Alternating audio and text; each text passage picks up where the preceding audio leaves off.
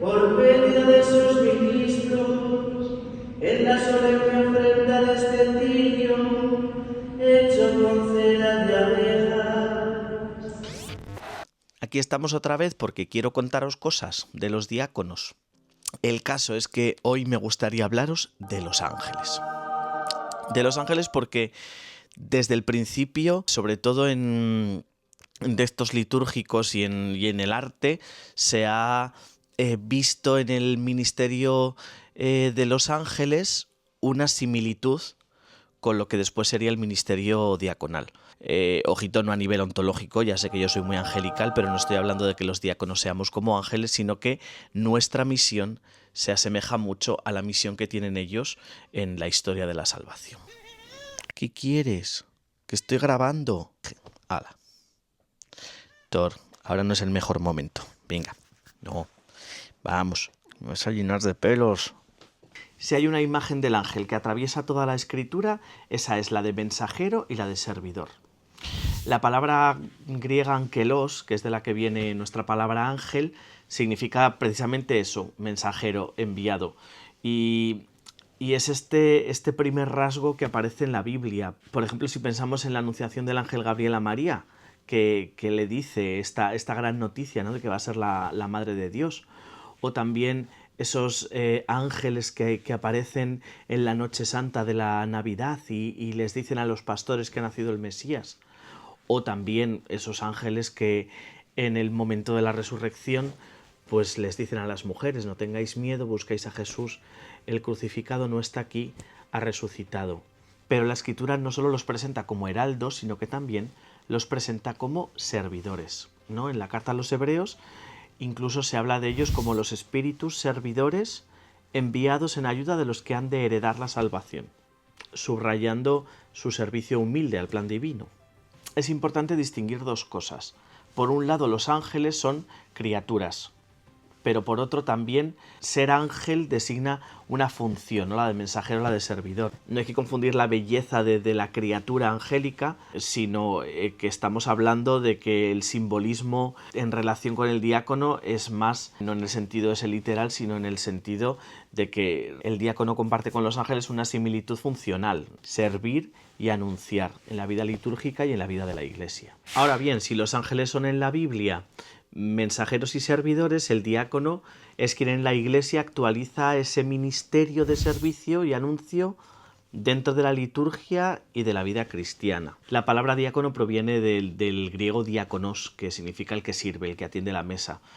En los Hechos de los Apóstoles, los primeros 7 son nombrados para esto, porque los apóstoles pues necesitan delegar ese servicio de las mesas y eligen a 7 varones. Por lo tanto, desde el origen, el diaconado está ligado al servicio concreto y al anuncio del Evangelio. En la ordenación general del misal romano, en el número 171, se describe al diácono como aquel que sirve al sacerdote y al obispo en todo el ministerio del altar.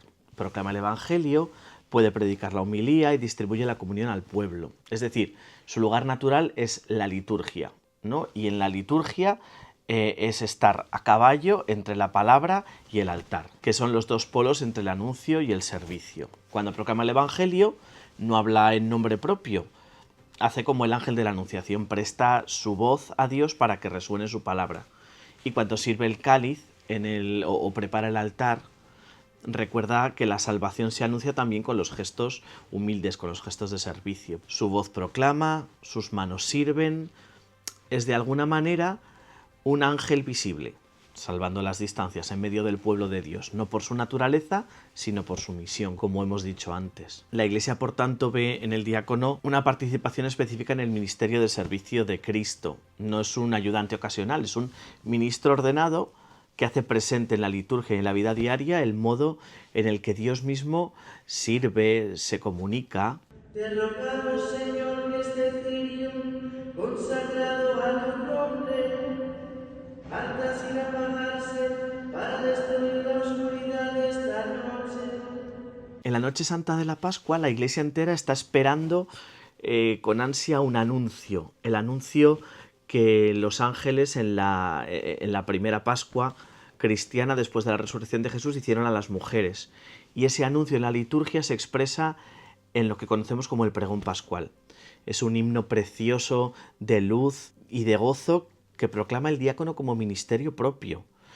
El diácono en este pregón pascual proclamará que Cristo ha vencido a la muerte, que la oscuridad ha sido vencida. Que el lucero matinal encuentre ardiendo, este lucero que no puede hacer caso y es Cristo, tu Hijo resucitado, que al salir del sepulcro brilla sereno para el linaje humano y vive reina glorioso por los siglos de los siglos.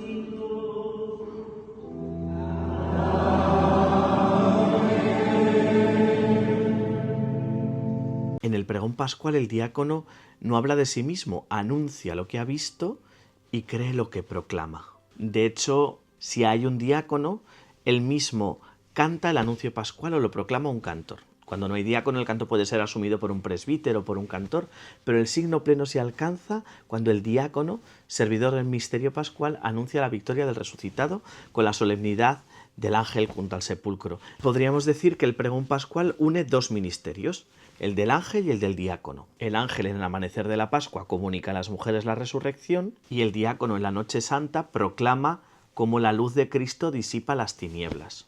Ambos son servidores, no hablan en nombre propio, sino que transmiten una noticia y no buscan protagonismo, sino que se esconden tras la claridad que anuncian. Si os fijáis, el diácono siempre está detrás del cirio, ¿no? En un segundo lugar, cuando todo está todavía con penumbra, ¿no? Y no poseen ese mensaje, sino que lo ofrecen gratuitamente. Es un paralelismo precioso, ¿no? Ser voz del anuncio, servidor del altar, testigo de la resurrección. Podemos decir entonces que en el pregón pascual el diácono se convierte en ese eco de los ángeles, ¿no? Su canto no es solo un rito, es una proclamación que es viva. Cristo ha resucitado y su luz ya no se va a apagar nunca. Así que en esa noche de Pascua el ministerio del diácono y el de los ángeles se funden en una sola palabra, ¿no? El canto del pregón. Otro signo a tener en cuenta que también une de forma muy bella el ministerio angélico con el ministerio diaconal es el incienso. Ya en el templo de Jerusalén se quemaba incienso y representaba esa oración que sube hasta Dios. También aparece en el Apocalipsis, ese texto que dice: y vino otro ángel que se detuvo junto al altar con un incensario de oro, se le dio mucho incienso para ofrecerlo con las oraciones de todos los santos. El incienso, por tanto, es ofrecido por los ángeles y es imagen de este culto celestial donde la alabanza pues no cesa y ese perfume envuelve el misterio de Dios. ¿Y quién es el encargado del incensario dentro de la liturgia? Pues nuevamente el diácono, asistido también por los acólitos, pero es el encargado de preparar el incensario, de dárselo al presbítero, de recogerlo, hacer ciertas incensaciones también. Y esto, por lo tanto, es un gesto angélico que retoma el diácono. Cuando inciensa el altar al evangeliario, no lo está haciendo como adorno, sino que está prolongando este gesto de los ángeles en el cielo, ¿no?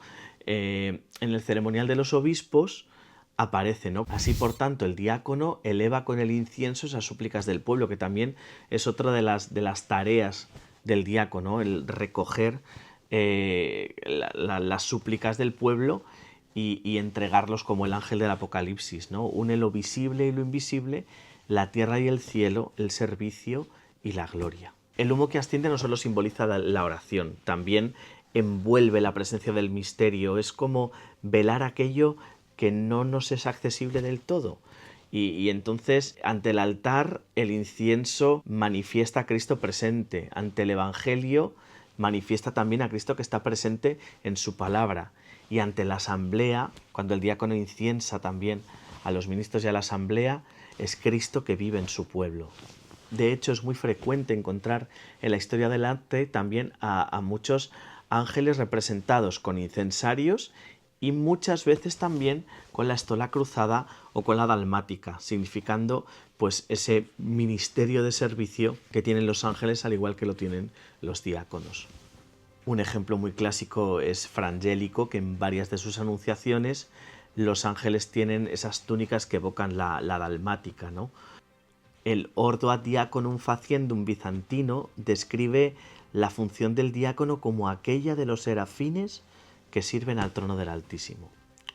Por lo tanto, Cuando el diácono balancea el incensario, su gesto no pertenece solo a la tierra, sino que está participando de ese culto angélico, ¿no? De esa liturgia que en el cielo no cesa. En el humo que asciende se mezclan esas voces, ¿no? De los santos, de las súplicas del pueblo, y el diácono entonces en ese momento se transforma otra vez en ese servidor invisible que acerca la oración humana al misterio divino. Pero lo que no podemos olvidar es que en la liturgia hay un momento en el que el ministerio diaconal brilla de una manera esencial, y es cuando proclama el Evangelio, que no es un acto de lectura, sino que es una proclamación solemne, un anuncio. El diácono no habla en nombre propio, lo hemos dicho, habla como mensajero de Cristo, y de hecho, cuando recibe la bendición del sacerdote antes de proclamar, dice eso, que el Señor esté en tu corazón y en tus labios para que puedas proclamar dignamente el Santo Evangelio. Los ángeles vienen a anunciar lo que viene de Dios y lo hacen audible para los hombres, ¿no? Y así el diácono pues proclama al pueblo el Evangelio del Hijo de Dios que se hace carne. Por eso la voz del diácono en ese momento no es humana, no es la voz del mensajero que baja del cielo para hablar en nombre del Señor. También en la liturgia del Apocalipsis aparece ese ángel que lleva un evangeliario, ¿no? Dice el texto de Apocalipsis 14, vi a otro ángel que volaba en medio del cielo llevando un evangelio eterno para anunciar a los que habitan en la tierra. Exactamente igual que esa procesión hermosa con luces, con el libro del Evangelio que siempre es precioso, con incienso que lo lleva en procesión ese libro santo, para que Cristo pueda hablar a la Iglesia. El evangeliario es la palabra de Cristo que habla, y por eso el diácono lo besa, lo inciensa, lo venera. No es cortesía, sino que es un acto de adoración, ¿no? Adorar es besar, significan lo mismo. En la ordenación del diácono hay unas palabras preciosas que le dice el obispo al diácono cuando le entrega el libro de los evangelios. Le dice, recibe el evangelio de Cristo, del cual ha sido constituido mensajero. Recibe el Evangelio de Cristo, del cual ha sido constituido mensajero.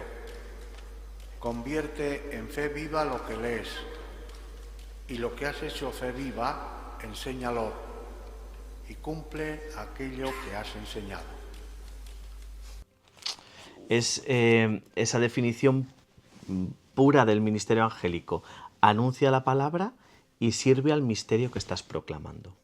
Así que el diácono no es solo un lector ni un ayudante, sino que es que está prolongando en la tierra esa liturgia eterna de los cielos en la que los ángeles pues hacen todos estos servicios, ¿no? Que están tan bien descritos en el libro del Apocalipsis. Por tanto, lo que me gustaría que te quede así grabado es que los diáconos son signos visibles de lo invisible, son servidores que, como los ángeles, actúan en nombre de Dios en favor de los hombres. En la liturgia el diácono anuncia la palabra como mensajero celestial, sirve al altar como custodio del misterio, eleva el incienso como imagen de las oraciones de los santos, canta el pregón pascual como ángel que anuncia la resurrección. Todo su ministerio se mueve entre la palabra y el sacramento, entre el altar y el ambón, entre la tierra y el cielo. Los ángeles sirven invisiblemente en el culto eterno y el diácono sirve visiblemente en el culto de la Iglesia. Por lo tanto, ambos participan de la misma lógica del amor. Servir es dar gloria a Dios. Así que el ministerio diaconal nos recuerda con humildad y con belleza que la liturgia no es solo un rito humano. Hay como una presencia del cielo en la tierra, donde los ángeles y los hombres alaban juntos al Cordero, dice el Apocalipsis también, a Él, que nos ha hecho un reino de sacerdotes y servidores, diáconos, para su Dios y Padre sea la gloria y el poder por los siglos de los siglos. Pues espero que te haya gustado este vídeo, que hayas aprendido alguna cosa nueva de los diáconos, y si quieres seguir aprendiendo, pues ya sabes, dale me gusta, suscríbete y trataré de seguir contándoos curiosidades y presentando este ministerio para que los diáconos sean más conocidos y por lo tanto más queridos en la Iglesia. Muchas gracias y nos vemos por la vida.